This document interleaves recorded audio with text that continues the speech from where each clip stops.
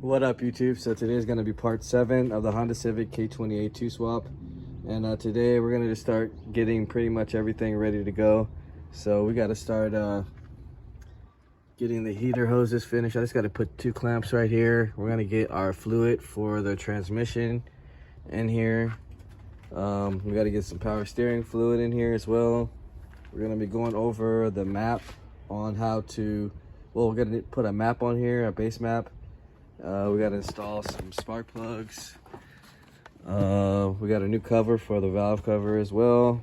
And pretty much just clean up everything. Make sure all these wires right here aren't going to be touching the headers and everything. Get that out of the way. Got to get a couple bolts. I got to find a bolt for this, for the transmission as well. And pretty much just go over everything again, make sure everything is good. But pretty much wrapping up this series and trying to get this thing running. So right now I'm gonna just go ahead and start on the spark plugs and get those knocked out real quick. And then I'll start putting fluid in the transmission. So when I fill up the transmission, I usually just take out the speed sensor right here. And you can take that completely out. And you could fill up right there. It's at least like 1.7, 1.8 liters, I believe. No more than 2. And yeah, let's start getting this thing going. So I'm gonna start knocking out the transmission fluid, getting these spark plugs changed out, then we'll come back and see what we gotta do next. All right, so we're back now. I got the spark plugs all installed now. I got the heater hoses all ready to go. We actually just got our new throttle cable and bracket, so hopefully that finally works for the 3rd time. We've been having trouble with that, and mainly because I think it's just because these throttle bodies are different. So we also got this new plate that we're going to be installing as well, so we can get this on here.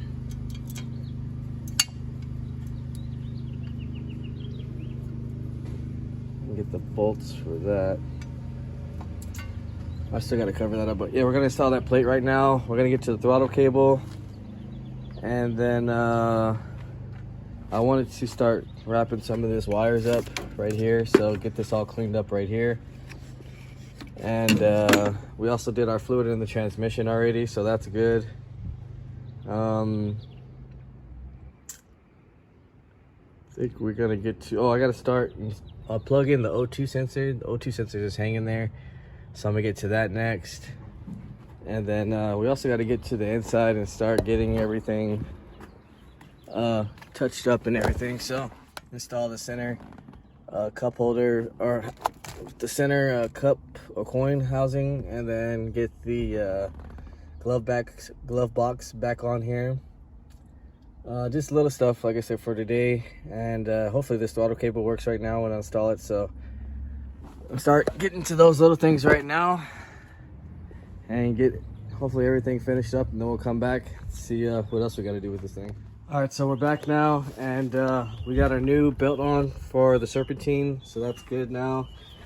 And we got our intake on, and we're about to start filling up the radiator right now also. I put the pressure switch on. This pressure switch was actually from a 92 system, so the 90, I think 93, 94, 95 are different. But another problem is this pressure switch plug doesn't fit now, so I might have to get the older switch or figure something out with that. We're also going to be swapping over to the RSX shifter cables. The reason why is these are like the RSX, or I mean H22 shifters, so this is a little bit too thick. I could shave it down, but we're just gonna put the RSX ones because it doesn't fit inside of here. So I'm gonna start knocking that out. I gotta take this all back out again so I can put the new cables in.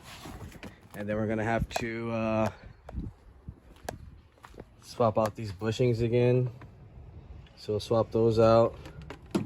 And then I think we can start coming to bleeding the system and getting some radiator fluid in here and get some power steering fluid in here. Other than that, that's pretty much it right now. So I'm gonna go ahead and start knocking out these cables, and then we'll come back. And then we still gotta bleed the clutch master, which is leaking from somewhere. I have no idea where. Everything's super tight on here, but I'm gonna have to try to figure that out, and hopefully we can get this car driving on the road. So I'm gonna go ahead and start knocking some things out, and then we'll come back. All right, so we got the new RSX shift linkage in here. Feels a lot better than the Prelude shifter, so that's on there. That's done. I also went ahead and got the bumper on here, fully installed this time because it's pretty much ready to go. I cleaned up the charge wire. I had the charge wire roll up with the starter wire as well, so it looks a lot better as well. We got our intake air temperature sensor installed, so I pretty much just like I use a razor blade and do a T about 1/2 inch, and then kind of cut a hole with like just like a screwdriver to force it in, and it stays in there really good. It won't move or go anywhere. We got the clutch blade right now also, so I'll show you guys that.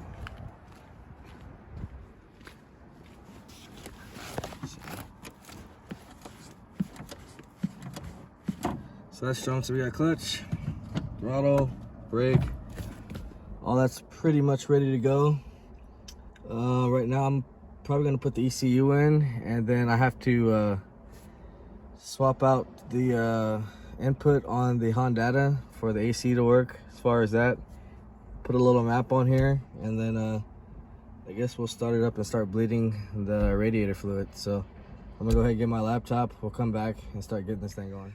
All right, so I'm gonna just go over and kind of show you guys how to upload a base map and whatever, or how I'm gonna do it. So pretty much want to go to new calibration. Make sure your ignition is turned on, you got a good battery and everything, and you're connected to your hondata. I'm not gonna save the changes to this one right now, so I'm just gonna show you just base how I start off with. So make sure your injector is 310. If not, you can change it to 310. That's what we have stock right here. This is pretty much intake header exhaust with a 45 degrees, so that's perfect. We'll use that to start off with. And then what they really want you to do on the AC is go to your multiplexer and disable it. So we got that done. Then we go to our VTEC, and it says oil pressure enabled. We want to uncheck that. And then we go to our miscellaneous, and let's go to normal speed sensor because that's what we're using first. And then at the bottom it says alternate AC switch input, and we're going to check that. That's pretty much it as far as the AC part. You can mess with everything like idle. You can go as high as you want. VTEC, I like mine a little bit so you can hear it, so I'll put it like at 5500.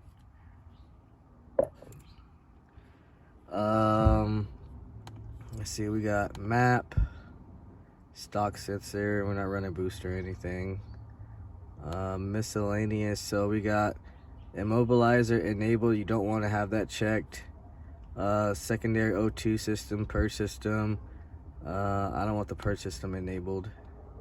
ELD is fine, that's hooked up. So that's pretty much that. Closed loop, we got the built-in wideband O2 sensor, so we actually do have the O2 sensor, so we can keep that on. Secondary O2 sensor enabled, no. I'm going to disable the O2 sensors. Codes right here. Let's see. Other than that, like I said, you can change your fuel injectors right here. If you are running a bigger, like 410 RDX, just put 410 right there. Other than that, that should be it. Shouldn't have any check engine lights. After you're done, you just press the arrow up. Oh shoot, this thing is password. I don't know the password to this thing, so I don't think we're gonna be able to change anything. Let me see if I can figure this out, and then we'll come back, because I didn't know this thing had a password on it. So I'm gonna go ahead and try to figure it out, and we'll come back. All right, so I pretty much got everything ready. I still need to get a little brake booster line. That's nothing though. Some people have been asking me about how it looks under for the shift linkage and everything, so that's how I run it. I still use the original bracket to keep it away from the headers and everything, or your header wires, or shift cable wires could get melted and stuff, so that bracket does keep it out of the way. This is the cut short shifter, not the bolt-in K-tune style, so if anybody wanted to see how that looked, that's how it is. Other than that, we got to find out what the password is going to be to figure out how to get the AC actually working, because without that the AC will not work. So I'm about to lower it down real fast. I'll let you guys hear it one more time before we get this thing on the road on the next video, hopefully. So let's see.